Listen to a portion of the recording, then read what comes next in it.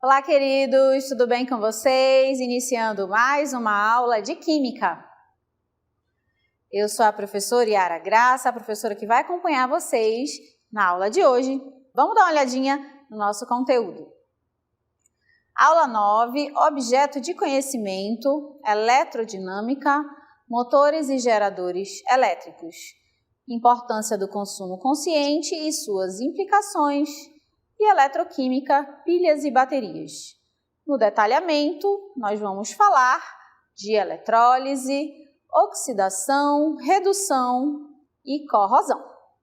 Tá bom, gente? Então, a aula de hoje a gente vai ampliar os nossos conhecimentos sobre a eletroquímica, falando um pouco mais da eletrólise. Vamos para a aula.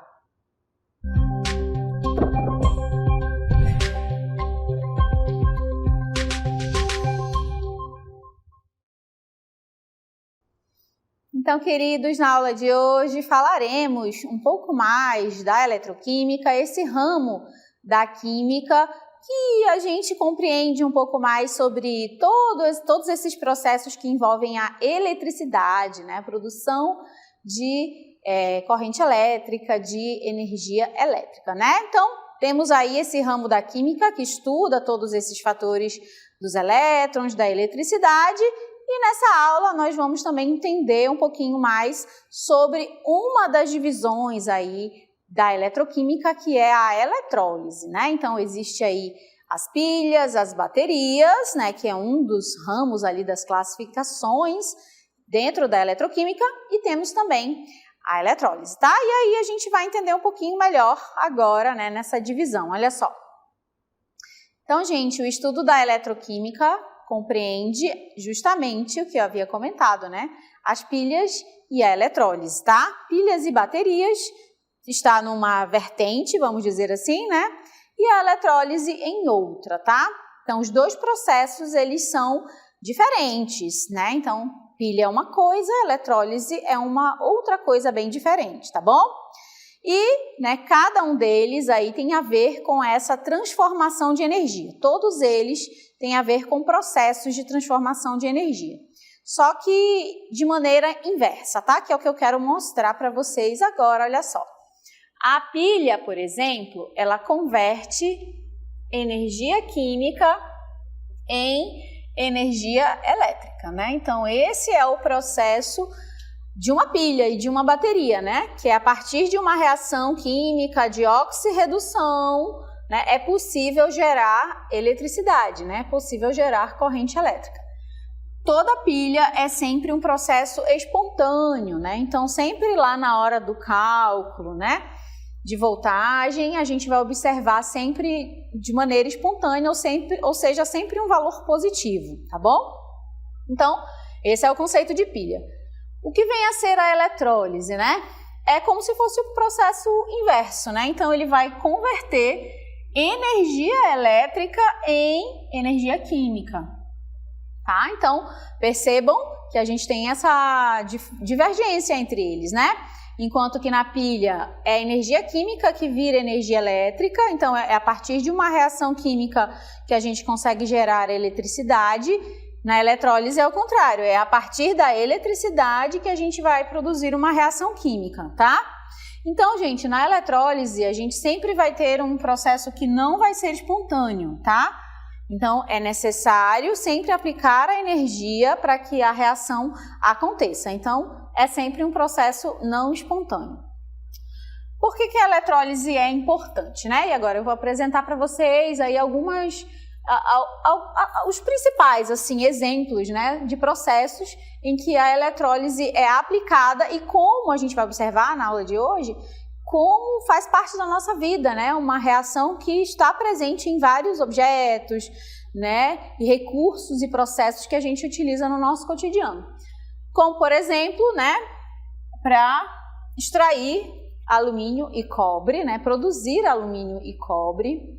Temos ainda hidrogênio e cloro em cilindros, né? É possível obter esses dois gases em cilindros a partir da eletrólise. Temos as bijuterias, né? Aquelas peças que são utilizadas para adornos, né? Então, também são feitas, né? Produzidas a partir do processo de galvanização, que a gente vai falar bastante na aula de hoje. E a galvanização é uma eletrólise também, né? As panelas de pressão, as rodas de magnésio, aí para quem conhece um pouco mais de carros, né? Aquelas calotas dos carros, e as peças de moto também, que a gente chama de cromadas, né? Então, aquelas palavrinhas de cromado, por exemplo, são palavrinhas que fazem parte aqui, né, do vocabulário da eletrólise, tá? Que é o que nós vamos ver também na aula de hoje, tá bom? Então, né, aí alguns dos exemplos que eu trouxe para vocês, tem até as imagens aí, né? A gente tem dos talheres, né? Os talheres que se utilizam de um metal. Então, esse metal ele foi eletrodepositado nessa peça a partir de um processo de eletrólise, né? As bijuterias, como eu já havia comentado, aquela panela brilhosa, né, de alumínio, também foi a partir de um processo de eletrodeposição, né, ou seja, também uma eletrólise, tá bom? Então, aí vários processos, vários objetos que a gente utiliza no nosso cotidiano e que são, né, muito aí, né, que fazem parte do nosso cotidiano.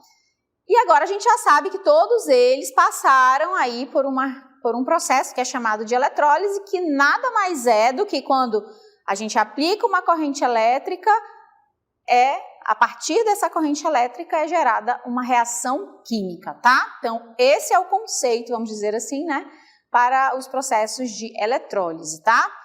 Quando se tem uma corrente elétrica e a partir dela se produz uma reação química, tá bom? Então, um dos processos aí dentro dessa eletrólise é a galvanização ou galvanoplastia, que é o que nós vamos ver agora.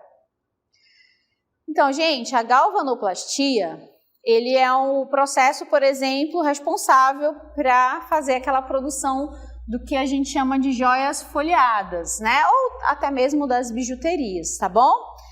Então, todo esse processo para produção desse adereço, né? Desse ornamento, é feito a partir de eletrólise, mais especificamente chamada de galvanoplastia. Esse processo consiste na técnica de revestimento de um metal menos nobre por um mais nobre, tá? Então, a galvanoplastia se dá a partir dessa ideia de cobrir uma certa peça com um metal mais nobre do que aquele de que a peça é feita, tá bom? Então, a peça é feita de um material menos nobre, e quando a gente cobre essa peça, a gente chama de galvanoplastia, né? Como, por exemplo, o ouro e a prata, tá? Então, quando a gente recobre uma determinada peça com um metal nobre, né, que a gente já classifica o ouro e a prata como esse tipo de metal, a gente chama esse processo de eletrólise de galvanoplastia, tá? Isso proporciona um ótimo acabamento para as peças, além de maior resistência à corrosão. E acredito que dentre todas as características aí da galvanoplastia, né, desse processo, a resistência à corrosão seja a mais importante, né? Então, a gente recobre a peça de ouro ou de prata justamente para que ela seja mais durável, além, é claro, de mais bonita, né? Acaba agregando um valor à peça também, obviamente, já que a gente está falando de metais nobres, né, como o ouro e a prata, mas o mais importante é realmente a resistência à corrosão, já que o ouro, né, é um metal nobre justamente porque ele tem essa característica de, quando estar, né, exposto ali ao ambiente, ele acaba não sendo corroído tão facilmente, né, quando está em contato com a água ou com a umidade do ar, diferente, né, dos outros metais que rapidamente são degradados, né, rapidamente acontece ali o processo de corrosão, de oxidação, tá bom? Bom, agora a gente vai acompanhar uma interna que eu produzi para vocês, um vídeo, né, que eu produzi para vocês, vai explicar um pouco mais sobre esse processo, né, de como se dá a galvanização. Também vou falar um pouquinho, né, dessa ideia do ouro, mais especificamente como um metal para cobrir, né, esse metal mais nobre que cobre as peças aí no caso das joias folheadas, tá bom? Então, dá uma olhadinha aí no vídeo. Olá, sou a professora Yara, professora de Química, e hoje a gente vai falar um pouquinho da galvanoplastia. É um processo que também pode ser chamado de eletrodeposição metálica e ele refere-se a um processo utilizado principalmente com a finalidade de proteger uma peça metálica da corrosão. E essa proteção se deve principalmente ao ar e à umidade. Bom, em geral, né, esses casos de proteção do metal, de revestimento, é utilizado um metal mais nobre. E, portanto, né, ele tem uma maior característica ali de evitar a oxidação. O principal exemplo é o ouro, que é um metal menos reativo que existe, sendo assim um dos motivos pelo qual ele tem esse alto valor. Isso pode ser visto, por exemplo, nos sarcófagos e nas estruturas egípcias, revestidas de ouro e que datam desde a mais remota antiguidade. Geralmente, as peças revestidas são feitas de ferro ou de aço, né, que também são metais que costumam sofrer com a corrosão. Dependendo do metal utilizado para revestir a peça, o nome do processo da galvanoplastia pode mudar. Então, se a gente utiliza níquel, o nome é niquelação. Se o metal utilizado é a prata, é a prateação. Se, né, o metal utilizado é o ouro, é a douração. Então, dependendo aí do metal que é utilizado esse revestimento, o nome do processo também pode mudar. Para o caso do revestimento de peças de ferro e aço com o zinco, o nome do processo continua sendo galvanização. E aí a gente chama, né, essa peça de ferro galvanizado ou aço galvanizado. Outro objetivo da galvanoplastia é deixar as peças mais bonitas para serem comercializadas, como é o caso das bijuterias, que também passam pelo processo de prateação e douração, fazendo com que essa peça fique mais cobiçada, mais nobre. Mas como é feito esse processo? A gente vai entender melhor.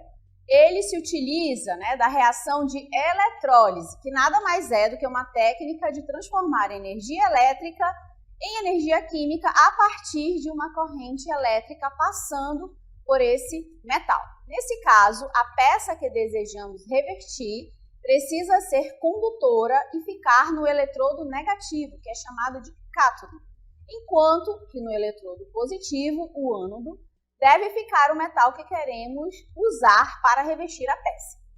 Esses dois eletrodos ficam mergulhados em uma solução do metal que será revestido.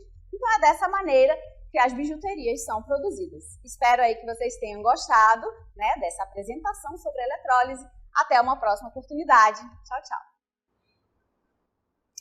Olha aí, né? Então, as bijuterias, as joias folheadas, né, são um dos exemplos aí da eletrólise, né, na nossa vida, né, de como é feito esse processo. E aqui eu trouxe mais uma das aplicações da eletrólise e o conceito é exatamente o mesmo, né? A gente tem uma peça e a gente utiliza, né, um outro metal para recobrir aquela peça, tá? No caso aqui, né, das motocicletas ou dos automóveis, aí a gente já está falando mais especificamente de cromo ou então, né, de outro metal mais nobre, como o magnésio para as calotas, né? Então aqui no caso das motocicletas se utiliza bastante para eletrólise, para essa galvanização, o cromo, né? E aí, nesse caso específico, a gente vai chamar o processo de cromação, né, de cromagem, tá bom? Então, é quando também se recobre, né, uma peça já existente com o metal cromo, tá bom? E justamente serve também como proteção para a peça, né, para esse revestimento, ajuda ali contra a corrosão, tá bom? Então, a gente consegue observar que para todos os exemplos que eu trouxe aqui de eletrólise para vocês, todos eles têm quase que a mesma aplicabilidade, né? Aplicar um determinado metal numa peça para que aquele metal acabe ficando mais resistente à oxidação, à corrosão, tá bom? Bom, agora a gente vai entender um pouquinho melhor sobre a eletrólise. Então, vamos entender a eletrólise? Olha só, A eletrólise é essa reação não espontânea que envolve uma reação de oxirredução, a qual ela é provocada por uma corrente elétrica, tá? Então, aplica-se uma corrente elétrica, uma certa voltagem suficiente, e a partir dessa corrente é produzida ali, acontece uma reação de oxirredução. Existem dois tipos de eletrólise, tá? Por fusão, que a gente chama de eletrólise ígnea, ou então por dissolução do material, que a gente chama de eletrólise aquosa, e aí, no caso, o material vai ser dissolvido em água, né? Bora dar uma olhadinha em como que funciona a eletrólise ígnea, tá? Bom, funciona da seguinte maneira. Primeiro, o eletrólito precisa estar fundido, ou seja, ele tem que ter passado pelo processo de fusão, né? O que é fusão? Bora lembrar? É quando um material passa do sólido para o líquido, tá? Fusão, passagem do sólido para o líquido. Então, esse material ali que vai ser utilizado, esse eletrólito, ele precisa estar líquido, tá? Ele precisa ter passado por fusão. Como, por exemplo, no caso do cloreto de sódio. Quando aquecemos a substância cloreto de sódio a 808 graus Celsius, ela passa por fusão, ou seja, do estado do sólido para o líquido. E aí, né, por esse motivo, os íons ficam livres, tá? O íon Na+ fica livre, né, separado do íon Cl-. Eles têm liberdade de movimento, como a gente vai já ver daqui a pouquinho na imagem. Aí, quando a corrente elétrica passa nessa célula eletrolítica, os cátions de sódio são atraídos para o polo negativo, que é chamado de cátodo aqui, tá? Diferente das pilhas, aqui o cátodo é o polo negativo, e os ânions do Cl- são atraídos pelo polo positivo, que aqui, né, na eletrólise, é chamado de ânodo, tá? Como você vai ver agora na imagem, olha só. Né? Então, aí na imagem nós temos exatamente o que eu acabei de comentar. O cloreto de sódio fundido, aqui em solução, tá? Cloreto de sódio fundido, e aí os íons estão livres, tá? Na+ separado do Cl-. E aí, quando aplica-se a corrente, né, elétrica, aqui nesse NaCl fundido, o que vai acontecer? Os cátions, né, Na+, vão se aproximar do polo negativo, né, dessa eletrólise, que é o cátodo, olha só, vão para lá, né? Positivo atraído pelo negativo. E os negativos, né, do Cl- vão ser atraídos por esse eletrodo, né, que é o ânodo, o eletrodo positivo. Tá bom? Então, dessa maneira é que acontece a eletrólise. Agora, a eletrólise ígnea, tá? Ígnea é quando o eletrólito está fundido. Não vamos confundir, né? Eletrólito fundido, eletrólise ígnea. Agora, a gente vai entender melhor como se dá a aquosa, que é o outro caso, né? Já nesse caso, o eletrólito tem que estar em meio aquoso, tá bom? Então, a partir ali da produção de uma solução aquosa, esses íons também vão estar, né, livres por conta da presença da água, da mesma maneira como a ígnea. Só que na ígnea não tem água, tá? É apenas o eletrólito fundido. Esse processo também não é espontâneo. Vamos continuar falando aqui da eletrólise aquosa. E aí observe o seguinte, ó, na solução aquosa, a substância diluída se dissocia ou ioniza, né, dependendo da substância, liberando os íons, né? Eles também vão ficar livres, tá? Mas existe também os íons provenientes da água. Então, além dos íons do eletrólito em questão, a gente também vai ter a presença dos íons da água, né? Só para lembrar, os íons da água são o H+ e o OH-, né? Então, sempre na eletrólise aquosa, além, né, dos íons em questão, aí dos íons do eletrólito, aí vai depender do eletrólito, né? A gente vai ter também os íons da água. Então, apesar de haver tantos íons na solução, apenas um cátion e um ânion vão sofrer as descargas nos eletrodos, tá? Então, quer dizer o seguinte, que ali, nessa solução da eletrólise aquosa, a gente vai ter no mínimo 4 íons, né? 2 positivos, 2 negativos, não é mesmo?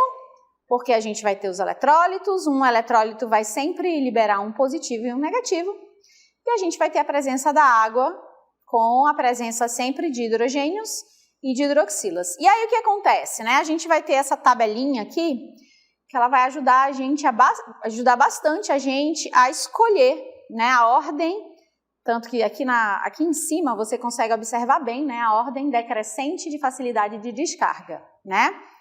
Tanto para os cátions, você está vendo de um lado, quanto para os ânions, tá? E aí, se você observar na nossa tabelinha, essa é a ordem decrescente de descarga que a gente consegue observar. Se você perceber aqui em verde, a gente tem a hidroxila, né? E aí, do outro lado, em vermelho, em destaque ali, nós temos o hidrogênio presente na água, né? Então, a hidroxila presente na água e o hidrogênio presente na água. Então, observe que os cátions dos metais alcalinos e de metais alcalinos terrosos e também do alumínio não se descarregam em solução aquosa. Nesses casos, ó, como a gente pode observar aqui, né? Nesses casos, se o meio for neutro, a redução que ocorrerá no cátodo será da água. Mas se for em meio ácido, a redução será sempre do cátion H+. Se quisermos produzir esses metais alcalinos, ou o alcalino terrosos, ou até mesmo o alumínio, terá que ser por eletrólise ígnea. A aquosa não vai servir para a gente. Ou seja, o material vai ter que estar fundido, né? Lembrando que na eletrólise ígnea é sempre material fundido, enquanto que na aquosa tem a presença da água. Ok? Então, vamos voltar novamente aqui à tabela e observar que no caso dos cátions, se for, né, fundido, a gente pode descarregar alumínio, metal alcalino e metal alcalino terroso. Continuando, né, a gente vai ter agora para os ânions.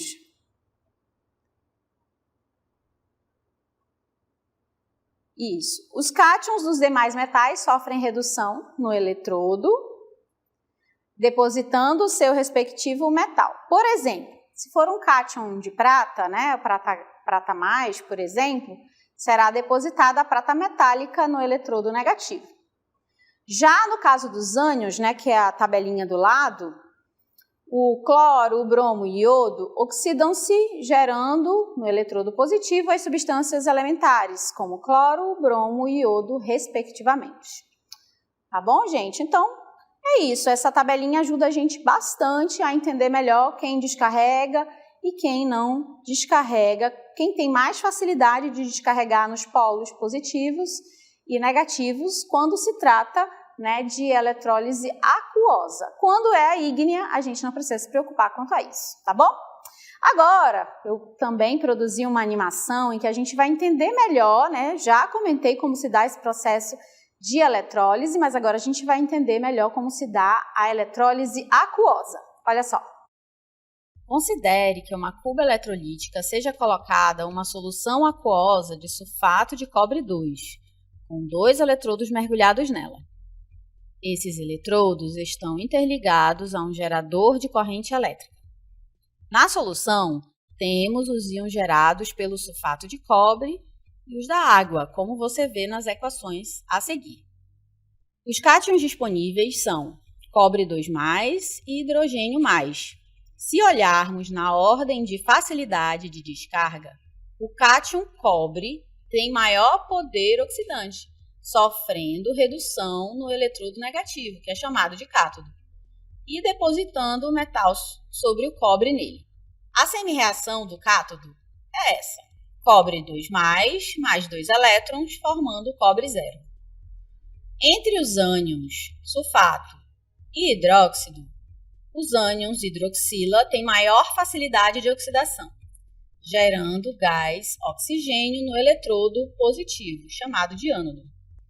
A semi-reação no ânodo é a hidroxila formando água mais O2.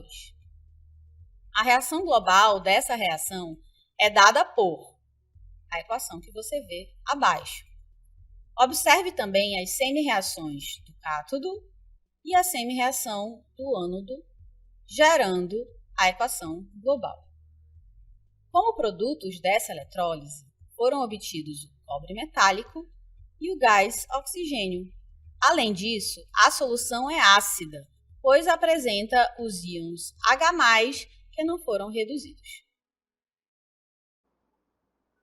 Olha aí, né, gente? Na animação que você acabou de ver de um exemplo de eletrólise aquosa, né, que é com a presença da água, foi possível produzir, né, gerar o cobre metálico, tá? Então, a partir de um sulfato de cobre, foi possível obter, né, um metal, que no caso aí, mais especificamente, foi o metal cobre, tá bom? Então, é aí um dos exemplos do processo de eletrólise, tá? E aí a gente não pode confundir, mais uma vez, a eletrólise ígnea é quando o material está fundido, ou seja, não tem água presente ali, e a eletrólise aquosa é com a presença da água, e aí a gente vai precisar observar a descarga do íon, tá bom? Ainda para finalizar esse momento aqui da galvanização, também produzi uma animação para a gente entender melhor como se dá esse processo, considerando que ele é muito parecido, né, com os outros aí que a gente já vem comentando. Dá uma olhadinha. Galvanoplastia ou eletrodeposição de ouro sobre o metal de alumínio. Nesse exemplo, há um esquema de eletrólise em que se deseja dourar um anel de alumínio. O anel é colocado ao polo positivo da bateria, ou seja, ele passa a ser o cátodo do sistema, enquanto uma barra feita de ouro é colocada no ânodo, estando ligado ao polo negativo da bateria. Os dois estão mergulhados em uma solução de nitrato de ouro 3. Ao passar a corrente elétrica pelo sistema, no ânodo há a reação de oxidação do ouro e a placa começa a sofrer dissolução, como você vê na equação. Por outro lado, no cátodo, há a redução do ouro 3+, e há a deposição do ouro metálico, formado nessa redução sobre o anel, como você vê na equação. Olha aí, gente, a animação mostra exatamente como se dá o processo de eletrodeposição de ouro em um anel, tá? Poderia, no caso aí foi um anel, mas poderia ser um brinco, um colar, né? Uma bijuteria ou uma joia folheada, né? E aí se dá dessa forma. Temos ali a placa de ouro ou do metal, né, que se queira aplicar, pode ser a prata também, né? E do outro lado a gente tem a peça que a gente deseja recolocar nesse novo metal, o processo de eletrodeposição, processo de eletrólise, né? No caso aí era um anel de alumínio. E aí a partir da corrente elétrica, aplica-se a corrente elétrica, né, na reação ali, e aí a partir dali produz-se a reação de óxido-redução, que é quando um dos metais, né, libera os íons, os elétrons ali, e aí o outro metal acaba capturando, né? E por esse motivo, o ouro, vocês observaram ali na animação, é como se ele se deslocasse, né, em direção ao anel de alumínio e ele vai se depositar, né, se eletrodepositar nessa peça, tá? Então, a eletrólise nada mais é do que quando a gente aplica uma corrente elétrica e a partir dessa eletricidade é possível gerar uma reação química, né, no caso mais específico, a reação química de óxido-redução, tá? É a reação de óxido-redução, que é quando um elemento oxida e o outro reduz, ou seja, um perde elétrons e o outro recebe esses elétrons, tá bom? Espero que vocês tenham compreendido um pouquinho mais aí sobre o processo de eletrólise, lembrando que a eletrólise está dentro da eletroquímica, esse ramo da química que estuda a eletricidade. Cuidado para não confundir, pilha é uma coisa, eletrólise é outra coisa, né? Existem dois tipos de eletrólise que foi falado na aula de hoje, a eletrólise ígnea, que é aquela em que o material ali presente está fundido, e a eletrólise aquosa, que é quando, né, aquele eletrólito foi dissolvido em água. Espero que vocês tenham gostado da aula de hoje. Até uma próxima oportunidade. Tchau, tchau!